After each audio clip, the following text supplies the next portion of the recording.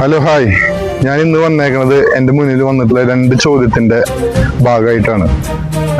ഇത് എല്ലാ അപ്പന്മാരും അമ്മമാരും ഈ ചോദ്യം കേട്ടിട്ടുണ്ടാവും.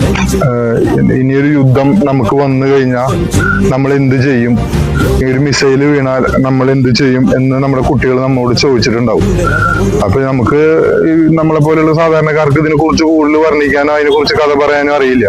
പക്ഷെ ഞാൻ എൻ്റെ അഭിപ്രായം പറയാം. ഒരു ഇന്ത്യൻ ആർമി അല്ലെങ്കിൽ ഇന്ത്യൻ ഗവൺമെന്റിന് നമ്മളെ കൊണ്ടൊരു ഉപകാരം ആവശ്യമാണ്, യുദ്ധ സന്നദ്ധയിലേക്ക് തന്നെ നമ്മളെ കൊണ്ടൊരു യുദ്ധം ഒരു ആവശ്യമാണ് എന്ന് ഗവൺമെന്റ് അറിയിച്ചാൽ ഞാൻ അതിൽ 100% അതിൽ പങ്കെടുക്കുക മാത്രമല്ല, ഒരു ബുള്ളറ്റെങ്കിലും ഞാൻ എൻ്റെ ഈ ശരീരം കൊണ്ട് തടയും. അതാണ് ഞാൻ എൻ്റെ മനസ്സുകൊണ്ട് ഉറപ്പിച്ചിട്ടുള്ള കാര്യം. രണ്ടാമത്തത്, എനിക്കെന്തെങ്കിലും സംഭവിച്ചു കഴിഞ്ഞാൽ ഞാൻ എൻ്റെ കുടുംബം എന്താവും? ഞാൻ ജീവിക്കുന്നത് കേരളത്തിലായതുകൊണ്ടും കേരളത്തിലെ ജനങ്ങൾ കൂട്ടായ്മയിൽ 1ാം സ്ഥാനത്തായതുകൊണ്ടും എനിക്ക് അതിനെക്കുറിച്ചൊരു ടെൻഷനും ഇല്ല. ജയ് ഹിന്ദ്.